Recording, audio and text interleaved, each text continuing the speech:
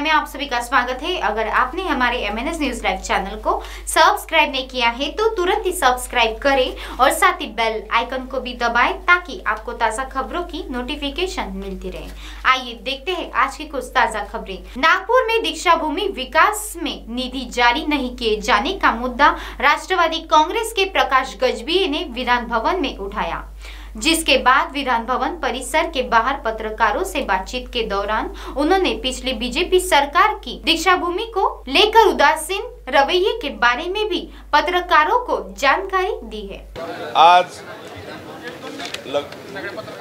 लक्षवेधीच्या माध्यमातून दीक्षाभूमीला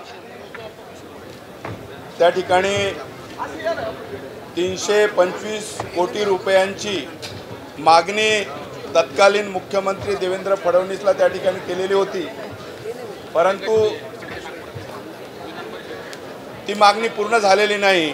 40 कोटी रुपयाचा निधीचा चेक त्या ठिकाणी दीक्षाभूमीवरती धम्मचक्र प्रवर्तन दिनाच्या मुख्य सोहळ्यामध्ये देण्यात आला, परंतु त्या आराखड्याला मंजुरी नाही।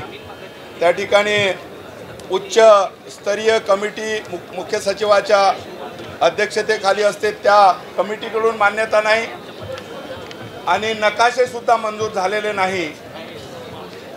14 ऑक्टोबर 2018 ला तो चेक सुद्धा देण्यात आला, परंतु दीक्षाभूमीचं काम त्या ठिकाणी सुरू झालेलं नव्हतं। आज मी लक्षवेधी सभागृहामध्ये मांडली आणि माननीय छगन भुजबळ साहेबांनी येत्या 15 दिवसात 325 करोड रुपयाच्या कामाचे आराखडे म्हणजे दीक्षाभूमीचा आराखडा मंजूर करण्यात येईल आणि 15 दिवसामध्ये सर्व कार्यादेश आणि बाकीच्या ज्या काही म्हणजे ज्या त्रुट्या असतील त्या दूर करण्यात येईल आणि दीक्षाभूमीला जेवढा निधी लागेल 100 करोड रुपये जर पहिल्या याला लागेल तर जेवढा निधी लागेल तेवढा या ठिकाणी मी देणार आहे। हे काम 15 दिवसात करणार असल्यामुळे मी सामाजिक न्याय मंत्री माननीय छगन भुजबळ साहेबांचे आभार मानतो।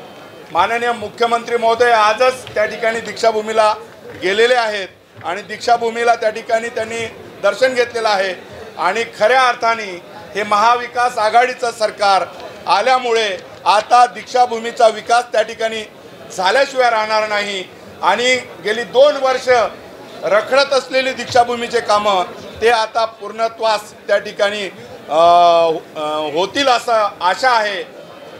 त्याच्या पलीकडे एक चिचोली शांतिवनाचा सुद्धा प्रश्न आहे।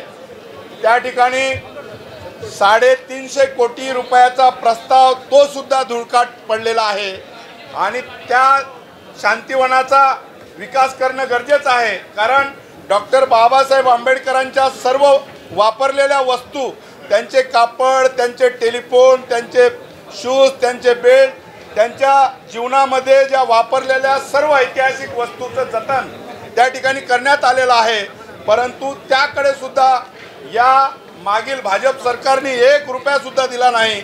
आम्ही 350 करोड रुपयाची मागणी सुद्धा या निमित्ताने या सरकारला करतो आहे।